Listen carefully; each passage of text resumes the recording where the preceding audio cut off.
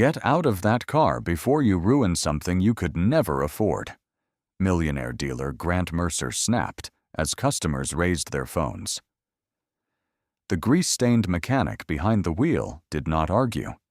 He only touched the worn photograph in his shirt pocket and asked one quiet question. "Are you sure you want everyone watching?" Why did the engine respond to him like it remembered his hands? Why did a terrified executive suddenly race across the showroom floor? And what had Grant failed to notice about the man he had spent all morning humiliating? The answer would begin with one test drive and end by changing who held the keys. The second hand crossed 12 as Grant Mercer leaned into the open door of the Ferrari Enzo. "Get out!" His voice carried across the showroom, silencing the glasses near the auction display. Elias Ward kept one hand on the steering wheel. Beneath his palm, a faint tremor passed through the leather, vanished, then returned. Grant pointed at the marble floor. "You were called to inspect it, not pretend you belong in it."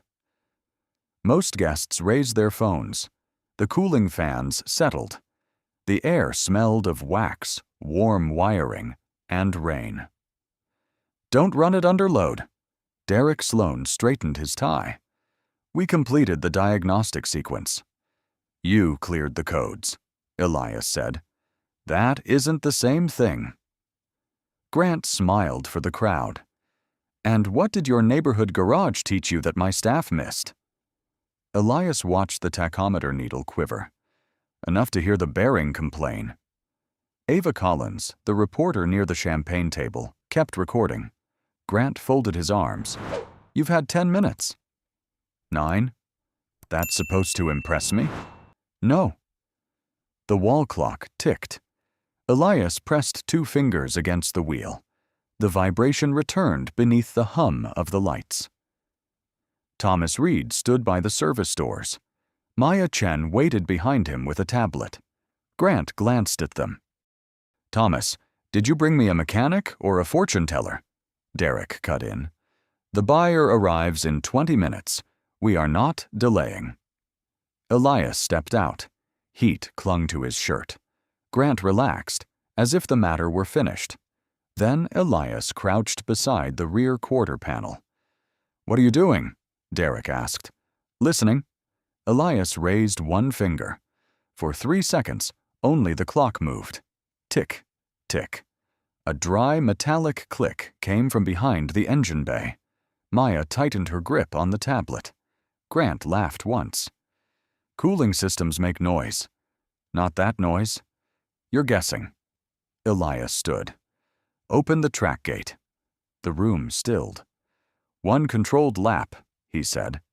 "Low speed first, then 3,500 revolutions per minute in third. If I'm wrong, I leave." "And if you're right?" Grant asked. "You stop the sale." Derek stepped closer. "Absolutely not." Elias looked at him. "Then you already know I'm right."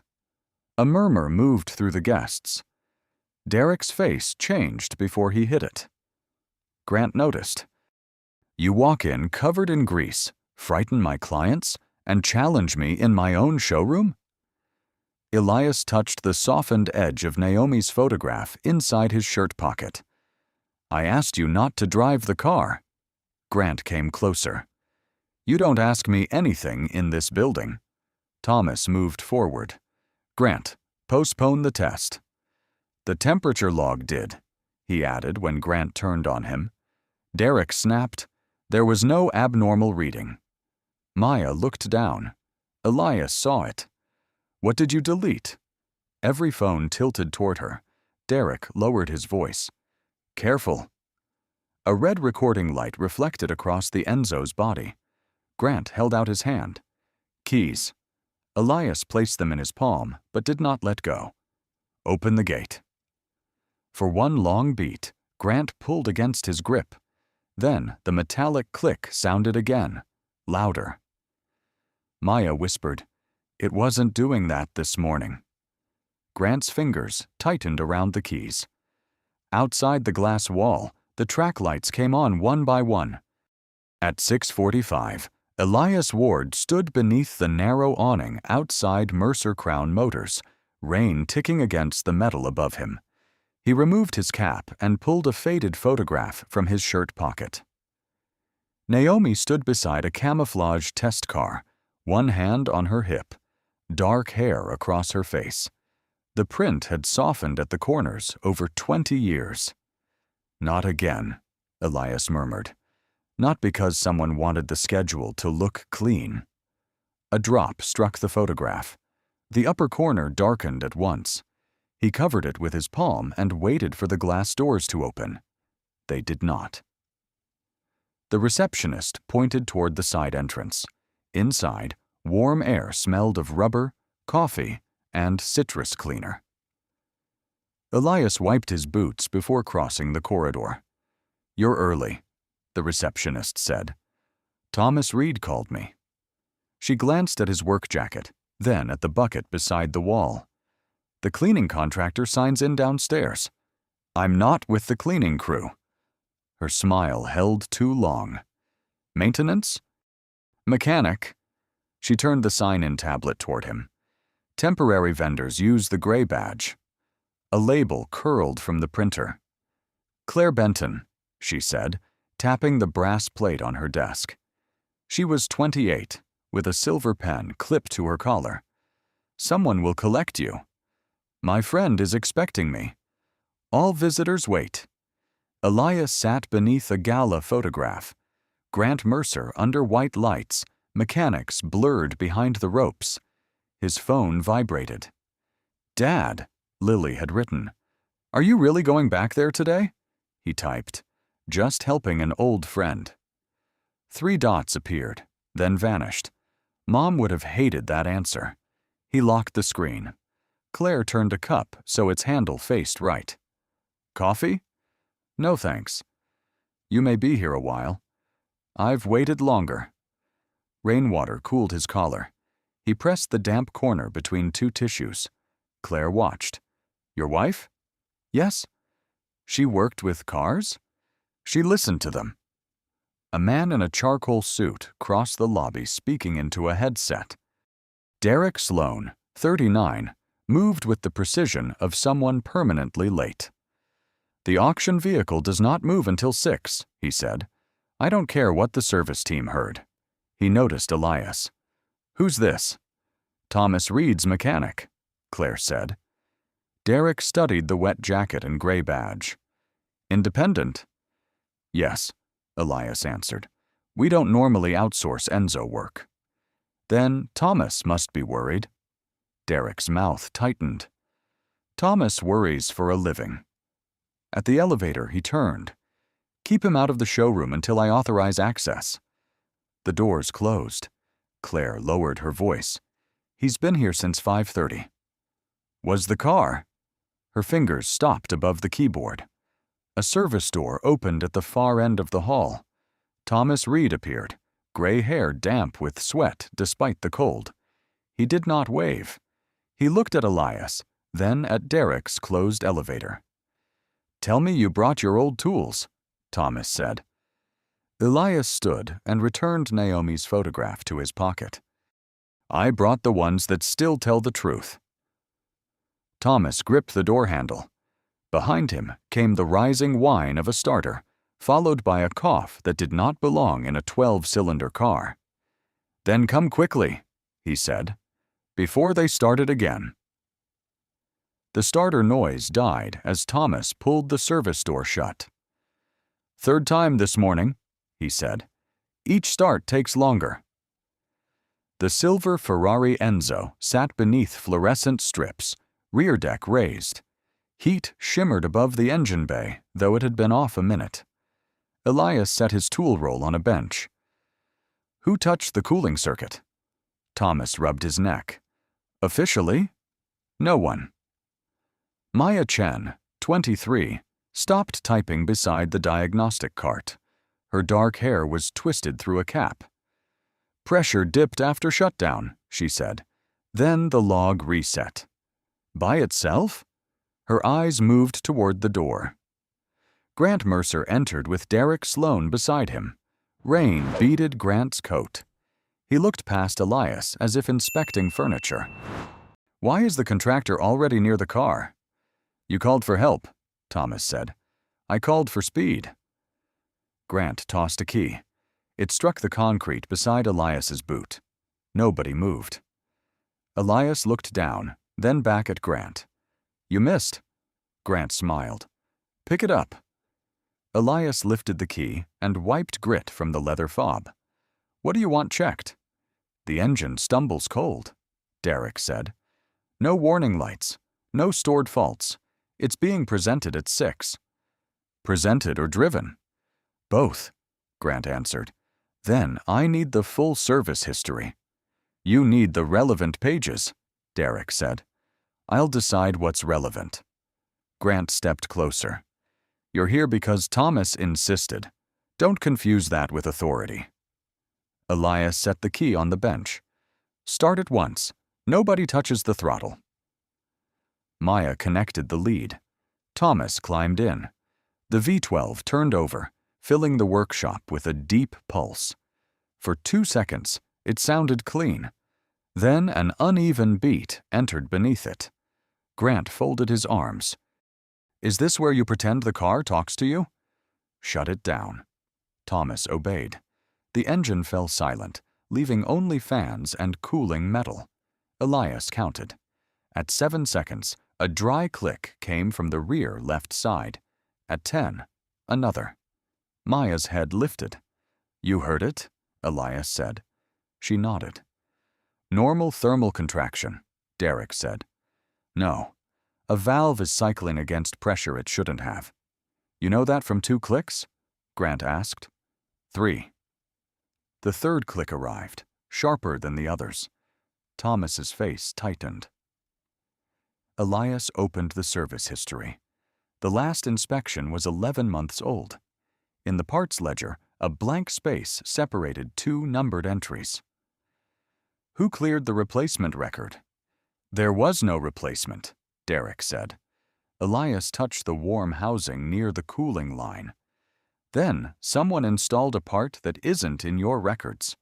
A chime sounded. Claire's voice came through the intercom. "Mr. Mercer, Jonathan Vale has arrived for the private preview." Grant seized the tablet. "Clean this up. The car goes upstairs in 30 minutes. Thomas blocked the door. "Grant, he found something." "He found a noise." "Give me 20 minutes, Elias said. Grant held the door. "You have 10. If this delays the sale, Thomas answers for it." When the footsteps faded, Maya reached beneath the diagnostic cart and pulled out a folded printout. A red deletion mark crossed it. "I saved this before Derek erased it." Elias read the timestamp. 5:41 a.m. Thomas had called him at 6:02. Elias unfolded the printout beneath the bench lamp. At 5:41 a.m., the cooling pressure had dropped 12% after shutdown. The reset came 3 minutes later. "Who logged in?" Elias asked. Maya swallowed. "Derek's credentials." "He'll say someone borrowed them." "He always does," Maya said. Elias crouched beside the Enzo and ran a finger along the clamp behind the left side duct. Fresh tool marks cut through the black coating. Coolant sweetened the warm air. This was opened recently. Thomas bent closer. "That clamp isn't factory." "No." "The inventory system shows no cooling parts issued," Maya said. Then the part came through another door. Derek appeared behind the glass, watching with both hands in his pockets. Elias lowered his voice. "Save the original file somewhere he can't reach." "I copied it to my personal drive." Thomas exhaled. "If he finds out." "He deleted a safety result," she said. "What am I protecting?" Derek entered carrying a fresh diagnostic sheet. "Good news. The system passed on rerun." Elias took the page. "You ran this at 6:12. "Yes." "The engine was cold?" "Within specification. The coolant was still 48 degrees. Derek's jaw shifted. You have 7 minutes left. Elias placed both reports side by side. Why does the first test show pressure loss? Sensor noise. And the manual reset. Routine procedure. Derek turned to Maya. You agree? A drop of coolant gathered beneath the improvised clamp, bright under the lamp, then fell into the tray with a soft tap. Maya stared at it. I saw the pressure drop, she said. Derek's voice softened. You're an apprentice. Be careful what you claim to understand. Elias slid the tray forward with his boot. She understands gravity. Thomas almost smiled, but stopped when Derek stepped nearer. Delete the preliminary report, Derek said. Run the approved sequence again. No, Maya replied. Derek reached for the tablet. Elias moved it behind him. You are not employed here, Derek said. That makes one of us difficult to threaten. Beyond the glass, staff rolled a velvet rope around the display platform. The Enzo's silver body reflected them in broken strips. Derek pointed toward the exit. Your inspection is over. Elias looked at Thomas. Start it once more. Do not touch that ignition, Derek snapped. Thomas stood with one hand on the roof. Now he opened the driver's door. The V-12 fired. Its sound pressed against the walls, smooth at first, then roughened beneath the exhaust note. Elias raised 2 fingers. Thomas shut it down.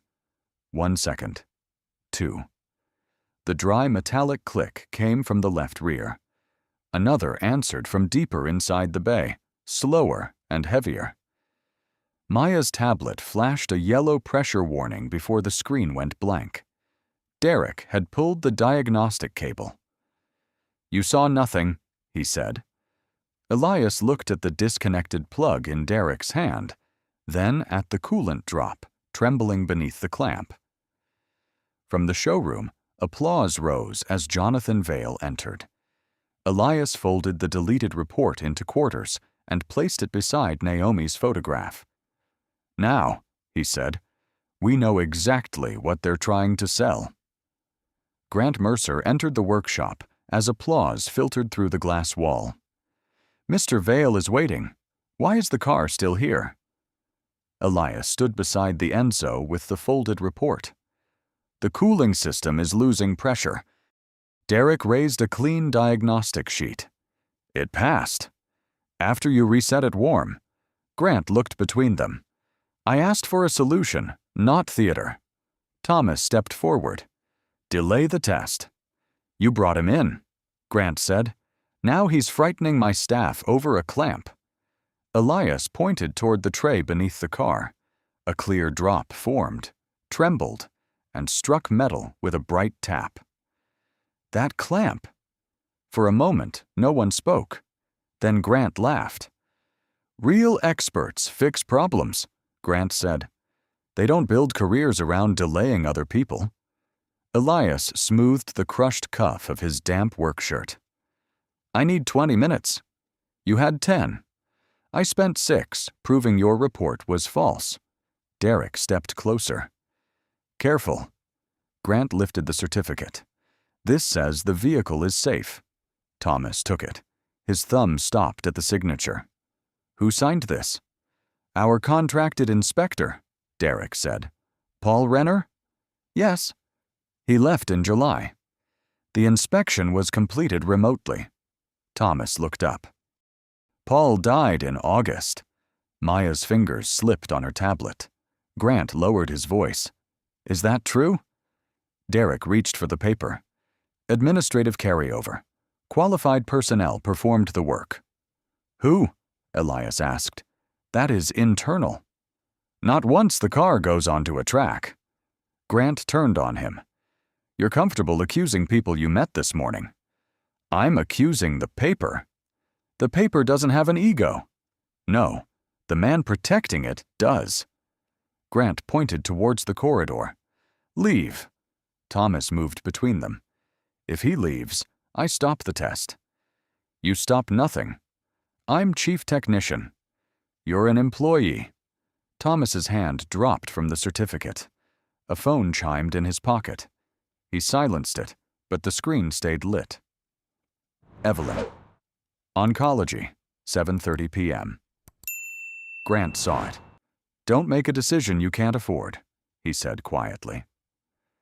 Thomas stared at the floor.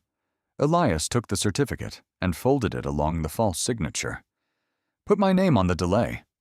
Derek frowned. What? Write that I interfered. Write that Thomas followed my recommendation. Thomas looked at him. Elias, no. You called because you heard something wrong. That doesn't make this yours. It does today. Grant studied him. You'd risk your reputation for a mechanic who can't control his own department? Elias set the paper on the bench. I'm protecting the person who still has something to lose. A microphone crackled in the showroom. Ladies and gentlemen, Claire announced, the private demonstration will begin shortly. Grant checked his watch. 5 minutes. The metallic click came again, nearly hidden by applause. Cancel it, Elias said. Grant picked up the keys. No. He headed for the showroom. Derek followed with the false certificate. Thomas stayed beside the lift, one hand flat on the bench to stop it shaking. Maya looked at Elias. What happens now? He watched Grant unlock the glass doors. Now he makes the mistake in front of witnesses. The showroom doors opened at 5:52 p.m., and warm light spilled across the workshop floor. Grant drove the Ferrari Enzo forward at walking speed, one hand high on the wheel. Guests turned with their glasses raised. Camera shutters clicked. The engine's pulse rolled through the polished room. Ava Collins, 34, stepped beside the rope, camera against her chest. Mr. Mercer, is this the car being offered tonight? Grant smiled before the Enzo stopped. One of the finest surviving examples. Elias entered behind Thomas and Maya. Grant's smile thinned. Why is he still here? To finish the inspection, Thomas said. The inspection is finished. Derek placed the certificate on a display stand. Verified and cleared. Ava glanced at it. By whom? An accredited specialist. Thomas opened his mouth, but Elias touched his sleeve. Grant noticed. You wanted an audience, Ward. Here it is. I wanted the engine shut down. Several guests lowered their glasses. Jonathan Vale, 61, stepped closer. Is there a mechanical concern? No, Grant said. Yes, Elias said. The answers landed together. Ava raised her camera. Derek moved between her and the stand. This is a private sale. You invited press. For the auction, not an employee dispute. I'm not his employee, Elias said. Grant laughed.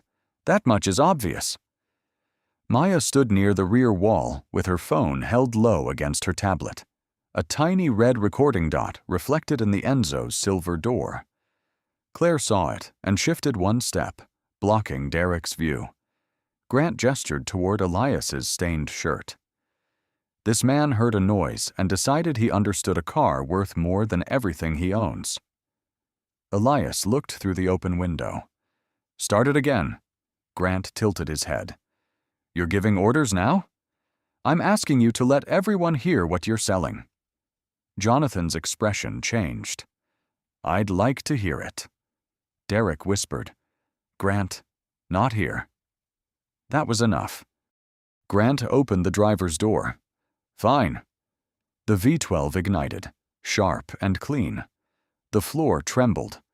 Grant pressed the accelerator once. Elias watched the rear quarter. Again, Grant said, smiling at the guests. Don't.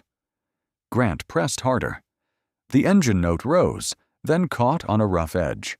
2 champagne glasses touched with a thin chime. Ava switched to video. Shut it down, Elias said. Grant held the revs 1 second longer. Thomas crossed the rope. Grant. The engine dropped to idle. A metallic click sounded from the rear.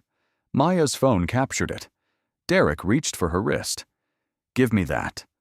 Claire stepped between them with a tray. "Sir, you'll knock these over." Derek stopped. The second click came louder. Jonathan stepped away from the car. Grant switched off the ignition. Normal cooling noise. Elias walked toward the Enzo. Luis Ortega moved to block him. "Don't touch me," Elias said quietly. "Just listen." The wall clock ticked above the champagne display. A third click came from beneath the rear deck, followed by a faint hiss. Ava turned her camera toward Grant. "Do you still intend to conduct the test drive?" Grant looked at Derek. Derek looked at Maya's phone.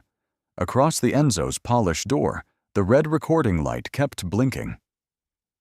Luis Ortega's hand hovered near Elias's shoulder. Grant stepped between them. "Take off the jacket." Elias did not move. "You want access to my car," Grant said. "Stop looking like you crawled out from under one." The guests formed a loose half-circle around the Ferrari Enzo. Their phones stayed raised. The showroom lights flattened every face and every stain on Elias's sleeves. Thomas said, "Grant, this has nothing to do with the inspection. It has everything to do with presentation." Derek nodded toward Luis. "Check his pockets. We don't know what he brought in." Ava lowered her camera. "Are you accusing him of theft?" "I'm protecting an asset." Elias unzipped the jacket himself. The fabric was cold where rain had soaked the shoulders. He folded it and placed it on a chair. "Happy?" Grant pointed to his shirt pocket. "Empty that too."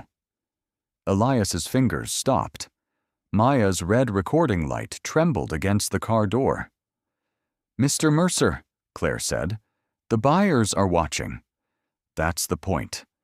Elias removed a flashlight, a pencil worn flat on one side, and the folded diagnostic printout. Then the photograph slipped free. It turned once in the air. The glossy side struck the white floor with a soft slap. Naomi's face looked up beneath the lights, one hand resting on the camouflaged test car behind her. Grant glanced down. "What is that? Some old brochure?" Before Elias could bend, Grant nudged it aside with the toe of his polished shoe. The room changed without anyone speaking. A wet gray mark appeared beneath the photograph. Thomas looked away. Jonathan lowered his phone. Ava kept filming.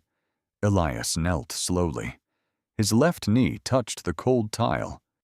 He lifted the photograph by its dry edge, wiped the damp streak with his sleeve, and pressed the softened corner flat between his palms. Luis dropped his hand. Grant cleared his throat. "If you're finished." "She had a name," Elias said. Grant's jaw tightened. "I didn't ask." "No, you didn't."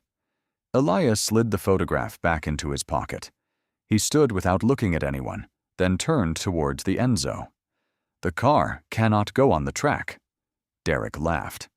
"We are still doing this?" "The pressure loss is real. The replacement record is missing. The certificate carries a dead man's signature." A murmur passed through the guests. Grant stepped close enough for Elias to smell mint and coffee. "You walk into my building, disrupt my sale, and now you're performing grief for an audience." Elias's thumb rested over the photograph inside his shirt. "I came here before the audience." For a second, Grant had no answer. Then Derek held out his hand to Luis. "Remove him." Maya raised her phone openly. "Don't." Derek stared at her. "You're done here too." Thomas moved beside Elias. "Then fire me first." Claire set down her tray. One glass rang against another. No one else moved. Grant looked around at the clients who had stopped smiling. His expression hardened.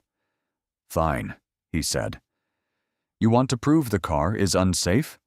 We'll prove you wrong in front of everyone." He reached for the keys on the display stand. Elias watched his hand close around them. "Do not start that engine." Grant pressed the unlock button. Outside, the track gate began to rise. The track gate stopped halfway up when Derek stepped before it. "No one drives until he's gone."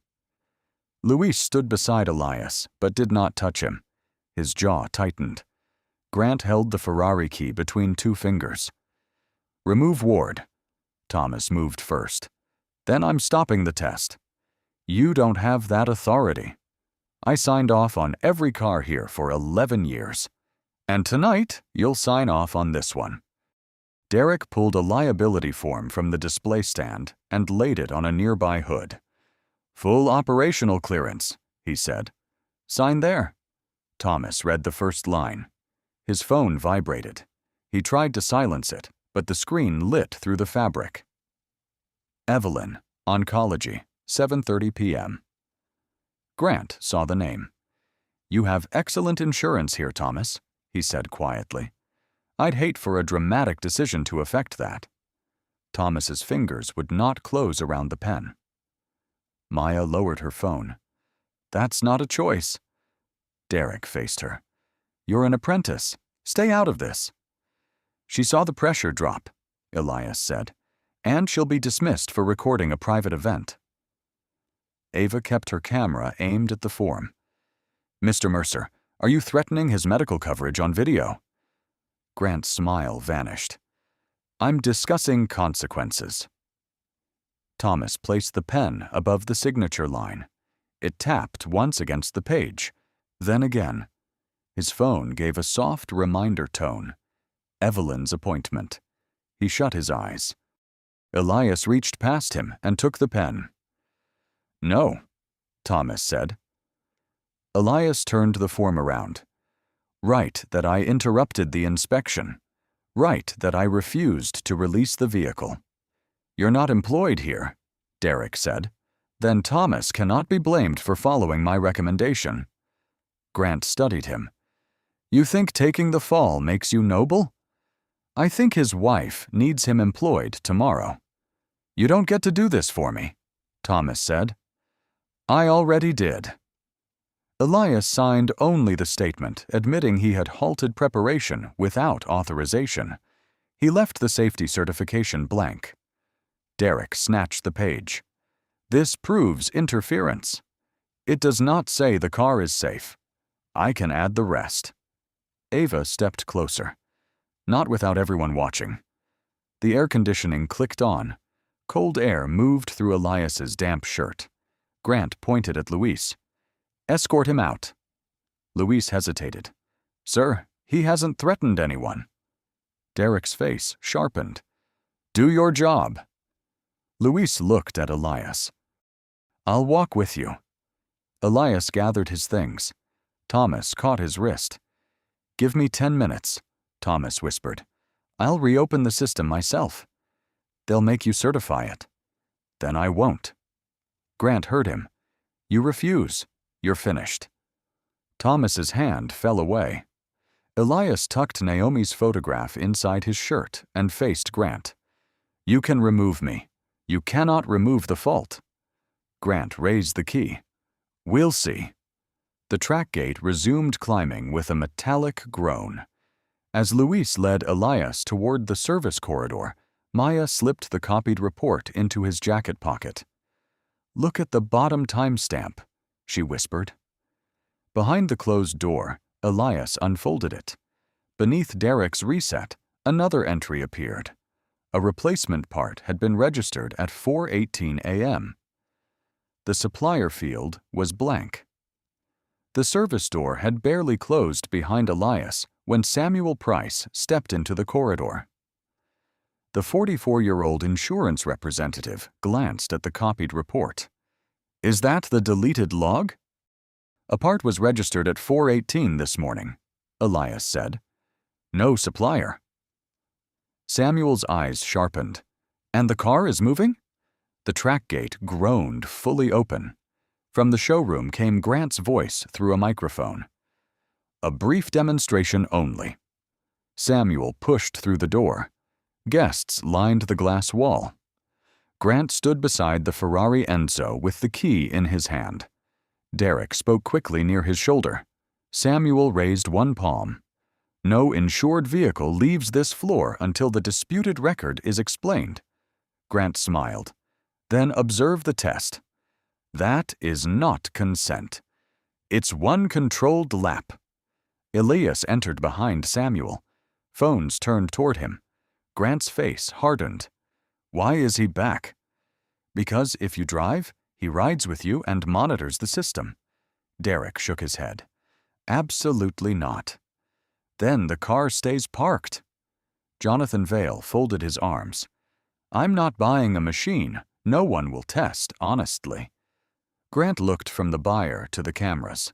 Fine. He opened the driver's door. Elias slid into the passenger seat. The cabin smelled of warm leather and fuel. Track lights shone on wet asphalt. Grant fastened his belt. You wanted your performance. I wanted the engine off. Too late. The V12 fired behind them. At idle, the steering column trembled. Elias watched the temperature gauge and the digital readout beneath the dash. First lap under 3,000 revolutions per minute. Grant pulled onto the track. You don't instruct me in my own car. Then listen to it. The Enzo entered the first bend, tires whispering over damp pavement. Grant accelerated. 3,000, Elias said. We're barely moving. Keep it there. Grant shifted into third and pressed harder. The engine passed 3,500. A metallic rasp entered beneath the exhaust note. Elias checked the coolant figure. 98. 100. Grant smiled. Nothing. A coin in the cup recess rattled against plastic. Then it stopped. Elias raised one hand. Lift. Grant kept his foot down. Lift now. The temperature jumped again, but no red warning appeared. Grant glanced at him. You said there would be proof. This is it. What? A number? Elias listened. The cabin had gone strangely clean. No rattle, no vibration. Only the engine's steady pull and rain hissing beneath the tires. Brake gently. Straighten the wheel. Grant hesitated. Now. He eased off and guided the car toward the runoff lane. Engine off. We're not halfway around. Off? Grant stopped. The V12 fell silent. For 1 second, nothing happened. Then the rear compartment gave a heavy metallic knock. Steam feathered beneath the glass cover, thin as breath on a mirror. Grant's fingers remained locked around the wheel. Elias reached for the door. Do not restart it. Outside, Samuel and Thomas were already running toward them. Grant stared at the dead dashboard. What did you hear? Elias opened the door as the smell of hot coolant entered the cabin. The moment it stopped warning us. Elias lifted the rear service cover while steam thinned above the Ferrari Enzo. Lamp, he said. Thomas handed him a flashlight. Grant stood 2 steps away, pale beneath the track lights. Rain tapped the cooling bodywork. Samuel kept the guests behind the barrier while Ava filmed. Elias removed a narrow carbon fiber panel. Derek arrived, breathless. Do not dismantle the vehicle. It is already dismantling itself, Thomas said. Elias angled the beam beneath the left cooling duct. A stamped code appeared under the dust. EW-NW-03. Grant leaned closer. What is that? A build mark? Whose? Elias unfolded Naomi's photograph. On its back, in faded blue ink, were the same letters and numbers. Ava lowered the camera. That's your handwriting? Mine and hers. Derek laughed too quickly. Anyone could have written that. Elias opened a small notebook from his tool roll. Its pages smelled of oil and old paper. He turned to a diagram of the Enzo's cooling circuit, dated March 18, 2003.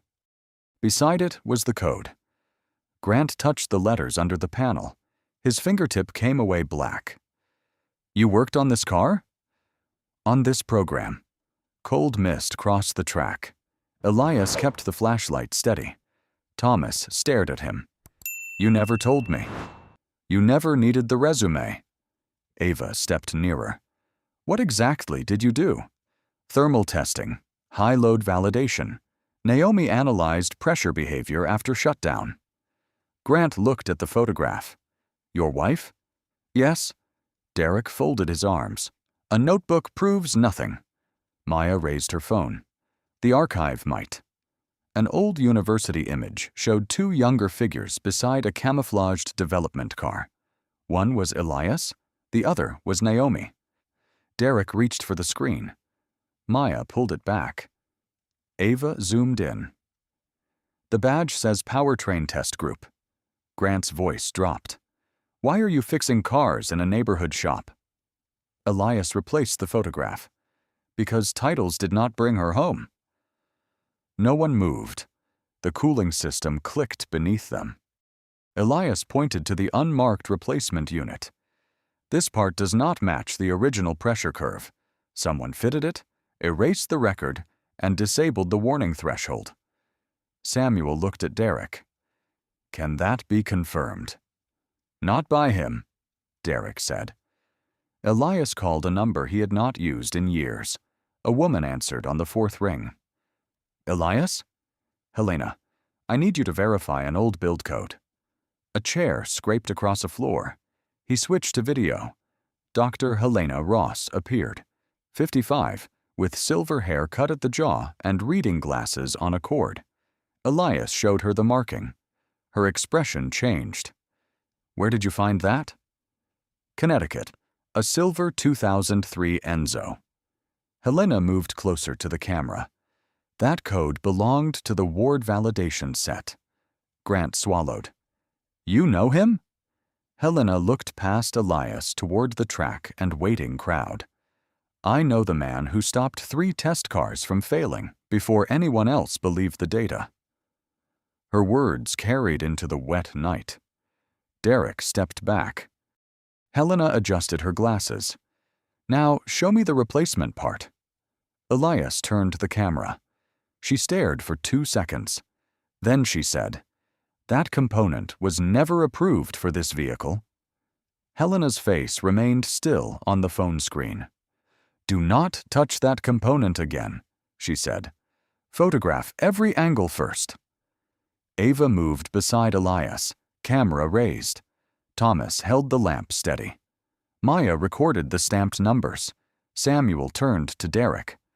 Who authorized the installation? Derek wiped rain from his mouth. I don't manage individual parts. You registered it at 4:18 this morning, Maya said. His eyes snapped toward her. She held up the copied log. Your credentials, blank supplier field, manual reset at 5:44. Grant looked at Derek. You told me nothing had been changed. I said nothing relevant had changed. Helena spoke from the phone.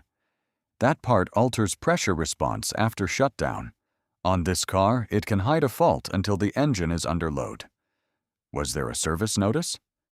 A specialist advisory, Helena said. 2 months ago. Any Enzo with undocumented cooling modifications required inspection before sale or track use. Grant's jaw tightened. We completed it. No, Maya said. She opened the dealership archive. Several folders appeared, then vanished as the system refreshed. Someone is deleting files. Derek reached into his coat. Put the phone down, Ava said. He froze. Claire lifted her own phone. I emailed copies to myself at 6:10. You had no authority, Derek said. You left the printer tray full. Maya connected a portable drive. 1 folder returned, then another. Service closed. No work required. Service closed. Customer declined. Service closed. Part installed. Red marks filled the list. Grant stepped closer. How many cars? Maya scrolled. 7, then 12, then 19. These were all sold through us? Grant asked. Claire answered. Yes. Derek shook his head. Administrative language. Half had no active defect. Then why erase the diagnostics? Samuel asked. Derek looked at Grant. Because every delay became my failure. Every postponed delivery became a crisis. You wanted clean numbers. I wanted competence. You wanted silence. Helena's voice came through the speaker. Elias, open the recall status folder. Maya found it beneath an archived warranty directory. The Enzo's identification number appeared at the top. Inspection required. Dealer completion entered. Independent verification missing. Thomas leaned over the screen. It was never cleared. No, Helena said. Someone marked it complete without performing the procedure. Grant looked toward the showroom. The buyers stood behind the glass, phones lowered now, faces fixed on him. A cold gust entered through the open gate. Grant buttoned his coat, missed the buttonhole twice, and stopped trying. Now none of them looked away. Derek backed toward the service corridor. Luis stepped into the doorway. Stay here. I'm retrieving records. Claire can retrieve them. Maya opened one final file. Deleted emails returned line by line. Do not hold delivery over technician concerns. Close the ticket and move the vehicle. We cannot miss another quarter. Grant read the sender field. His own name appeared 3 times. The only sounds were rain, the faint ticking of hot metal, and the soft chime of another restored file arriving on Maya's screen. At 9:10 the next morning, the conference room at Mercer Crown Motors felt colder than the workshop. Margaret Hale, 63, sat at the head of the table. This is not a press conference, she said. Speak only to what you can prove. Grant sat across from Elias. Derek was 2 seats down with an attorney. Helena joined by video.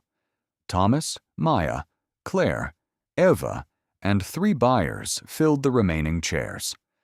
Margaret looked at Elias. Begin. He opened the engineering notebook, but left Naomi's photograph tucked inside. The replacement component altered pressure after shutdown, he said. That is why the car looked stable at idle and failed under load. Derek leaned forward. The vehicle stopped without damage. Because I told Grant to stop. Grant's mouth tightened. I stopped because I chose to. Ava played Maya's recording. Elias's voice came from the speaker. Lift now. Then Grant's. You said there would be proof. They heard the engine note change, the coin stop rattling, and the heavy knock after shutdown. Margaret paused the file. Mr. Mercer, did you hear a direct safety instruction? Yes. And ignore it? Grant watched the tabletop. For several seconds. Why? The ventilation fan clicked on. I believed he was exaggerating. Elias slid 3 pages across the table. Original thermal tolerances, the recovered log, the part entered at 4:18 a.m. Samuel checked the serial number. The invoice does not match. Derek's attorney said, My client authorized no falsification. Claire opened a folder. These emails came from his account. Derek turned on her. You copied private correspondence. You printed it and left it beside the coffee machine. Maya connected her laptop to the wall screen. Red entries filled the display. Deleted diagnostics, she said. 19 vehicles, 7 sold with unresolved warnings. One buyer, Robert Ames, removed his glasses. My daughter drives one of them. No one answered. Margaret faced Grant. Did technicians raise concerns? They raised concerns about many things. That was not my question. Thomas pushed a printed message across the table. From Grant Mercer. Do not hold delivery over technician concerns. Close the ticket and move the vehicle. Grant rubbed his cufflink. I was protecting the business. Thomas's chair creaked. You were protecting the calendar. Derek sat back. He gave the orders. Grant turned on him. You forged a dead man's signature. You rewarded closed tickets. Margaret raised one hand. Both men stopped. Ava played the final clip. Grant's voice filled the room. Don't make a decision you can't afford. Then came the oncology reminder from Thomas's phone. Thomas lowered his eyes. Only the ventilation hum remained. Margaret closed her folder. The insurer will suspend coverage on all unverified vehicles. Sales stop pending an independent audit. Every affected owner will be contacted today. Grant's face emptied. You cannot shut down the operation. I just did. She turned to Derek. No one leaves until the original service server is secured. A phone buzzed inside his briefcase. He did not reach for it. Maya looked at the wall screen. A remote deletion request had just appeared. The remote deletion request pulsed red on Maya's screen.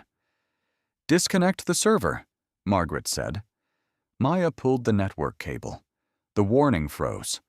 Luis closed the conference room door. Derek's attorney stood. My client is leaving. No, Samuel said. The preservation order is active. Derek stared at the screen. Anyone with access could have sent that request. Claire opened the administrator log. It came from your phone. Every head turned. Derek reached into his briefcase. Luis stepped closer. Set it on the table, Margaret said. The phone landed beside the certificate. Grant looked at Derek. You were deleting records during the hearing? I was protecting confidential files. You were protecting yourself. Derek gave a dry laugh. You think this started with me? Every month you asked why inspections took too long. You cut bonuses when technicians delayed a sale. Grant's cufflink slipped loose. He left it hanging. I never told you to forge signatures.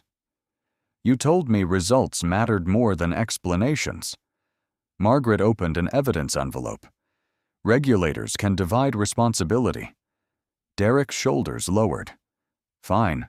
I closed tickets. I reused certifications. I entered parts without supplier records. Thomas gripped the table. How many? Samuel asked. 19 that I remember. Robert Ames pushed back his chair. My daughter drove one yesterday. Derek looked away. Grant stood. You're fired. That changes nothing, Margaret said. His access is suspended. Ava waited by the wall. Grant turned to Elias. I owe you an apology. Elias said nothing. Grant placed a check on the table. It held 6 figures. For the humiliation. For your time. For the damage. Elias glanced at it and slid it back. Grant's voice thinned. It isn't enough? It is the wrong payment. What do you want? Elias looked toward Thomas, Maya, and Claire. Say their names. Grant frowned. You thanked executives when sales were good. You blamed technicians when anything slowed down. Say the names of the people who warned you. Ava raised her recorder. Employees gathered outside. Grant faced Thomas. Thomas Reed warned me the car was unsafe. Thomas did not move. Maya Chen preserved the diagnostic record after it was deleted. Maya loosened her grip on the laptop. Claire Benton kept copies of the emails. Claire lowered her eyes. Luis Ortega refused to remove a man who had done nothing wrong. Luis gave one small nod. Grant looked at Elias. And Elias Ward stopped me from destroying a car, and maybe hurting someone, because I cared more about being right in public than being careful in private. No one applauded. The check remained between them. Margaret sealed the phone and certificate. Samuel began calling affected owners. Behind the glass, a mechanic covered his mouth. Grant sat again. What happens to the dealership? That depends on what you do after the cameras leave, Elias said. Ava lowered the recorder. Will you help rebuild it? Elias took Naomi's photograph from his notebook. The damp corner had dried into a wave. Not under the old rules. Grant looked at the unsigned check. Then, for the first time, he asked, "What rules would you require?" At 8 a.m. the following Monday, Grant unlocked the dealership himself. The showroom was dark around the Ferrari Enzo. Elias entered through the front doors. Grant did not mention the gray badge. Margaret Hale, Samuel Price, Thomas, Maya, and Claire waited in the conference room. A legal pad lay before Grant. "You asked for rules," he said. Elias removed his coat and placed Naomi's photograph beside the pad. "Independent inspections," he said. "Every high-performance car gets verified by a third party before sale." Grant wrote it down. "Anonymous reporting," Maya added, "with protection from retaliation." Grant looked at her. "You would stay?" "That depends on whether the protection exists before you need it." His pen paused, then moved again. Thomas folded his hands. "No technician loses health coverage or hours for stopping a delivery over safety." "Agreed," Grant said. "Put it in writing," Elias replied. "Buyers receive the full service history, not a summary." Samuel nodded. "And the insurer is notified whenever a diagnostic result is deleted or overridden. You also need independent governance." He looked up. "Meaning?" "You no longer make unilateral operational decisions. It's my company." "It was your decision-making that failed," Margaret said. Finally, Grant asked, "What does that require?" "A compliance board, external chair, employee seat, quarterly audits, and compensation for every affected owner," Samuel said. "That means selling part of my stake," Grant said. "Yes," Margaret answered. He looked through the glass at the Enzo. "Do it." Grant signed. The pen scratched across the paper. 3 weeks later, the service wing smelled of fresh paint, sawdust, and coffee. An old storage room had become a classroom with 6 workbenches and diagnostic stations. Maya stood near the first bench. "You're certain about the name?" she asked. Elias held a brass plaque against the wall. "The Naomi Ward Technical Fellowship." "Left side higher," he said. She adjusted it. Grant entered carrying a box of manuals. He wore no tie. "The first scholarship fund cleared this morning." "How many students?" Thomas asked. 8 this year."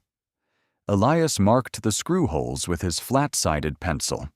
Grant set down the box. "I can hire someone to mount that." "I know."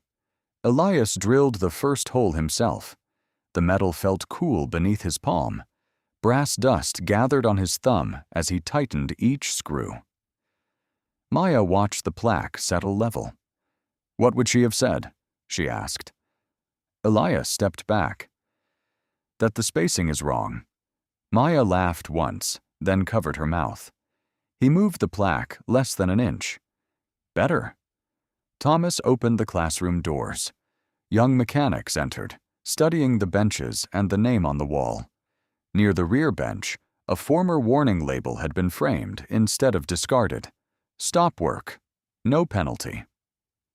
Grant remained near the back. Elias handed Maya the first set of keys. "Your class," he said. She closed her fingers around them. Beyond the glass, the restored Enzo waited in the morning light. On its passenger seat lay an old engineering notebook Elias had not opened in front of anyone for 20 years. 6 months later, at 4:20 p.m., Lily Ward stopped inside the rebuilt showroom. The Ferrari Enzo waited beneath softer lights, no velvet rope around it. Its silver body reflected the classroom beyond the service bay. "You kept it," she said. "The owner withdrew from the sale." "That isn't what I meant." For years, Lily had believed Elias left engineering because he could not bear failure. Naomi's death had become a locked room in their house, marked by boxes no one opened.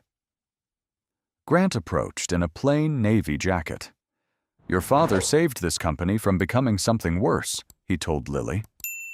Elias nodded toward the workshop. "No speeches today." Under the settlement, Grant served only as a consultant. Derek had been dismissed, and the falsified records referred to investigators. Thomas supervised apprentices checking a service log line by line. Claire ran a system where every override required 2 signatures. Maya looked up from a diagnostic screen. "You must be the person he never stops not talking about," she told Lily. Lily glanced at her father. "That sounds accurate." Elias opened the Enzo's passenger door. Naomi's engineering notebook lay on the seat, its cover cracked at the spine. Lily did not touch it. "You told me Mom hated these cars." "She hated bad data. The cars were innocent." "Why didn't you tell me she worked on this one?" Elias rested a hand on the roof. The metal had cooled in the autumn air. "Every time I tried, I remembered the call instead of the work." Lily's fingers worried the top button of her coat. She could not push it through the hole. "So you let me think you quit." "I did quit." "That's not the whole truth." "No." From the classroom came the click of a torque wrench. No one hurried them. Elias placed the notebook in her hands. "She found the pressure pattern before I did," he said. "I argued with her for 3 days." Lily opened pages filled with figures and Naomi's compact handwriting. Between 2 sheets was a brown palm print left in machine oil 20 years earlier. Her breath caught. "That's hers?" Elias nodded. Lily held her hand above it without touching the page. Her fingers were longer, but the shape was unmistakable. Across the showroom, Grant saw the gesture and turned away, offering the privacy he once would have occupied. "Did she know she was right?" Lily whispered. "She usually did." A laugh escaped her, then broke at the edges. Elias looked toward the car instead of asking her to hide it. Later, Maya led Lily into the first fellowship class. 8 students stood beneath Naomi's brass plaque while an independent inspector demonstrated the stop-work procedure. Any technician could halt a sale. Every concern created a permanent record. Lily watched Elias tighten a loose screw beneath the plaque. "You still want to fix everything yourself." "Only the crooked parts." At sunset, they returned to the Enzo. Elias placed Naomi's photograph on the dashboard. The once wet corner had dried into a small wave. "Do you want the keys?" Lily looked at the notebook. "No, not yet." She held it against her chest and took the passenger seat. Elias started the engine. The V12 settled into a steady pulse. He waited until every gauge stabilized before easing towards the open door. Outside, the track lights came on one by one. This time, no one ignored the warning signs. Have you ever seen someone dismissed because of their clothes, job title, age, or quiet way of speaking, only for the truth to reveal how much they really knew? Share your experience in the comments, especially if one person's courage changed what happened next. Send this story to someone who believes dignity should never depend on wealth, status, or appearance. Stories like Elias's remind us that justice is not only about exposing one bad decision, it is also about changing the system that allowed it. Subscribe for more stories about fairness, quiet resilience, accountability, and lasting change. And remember, the person in the room who speaks the least may be the one listening most carefully.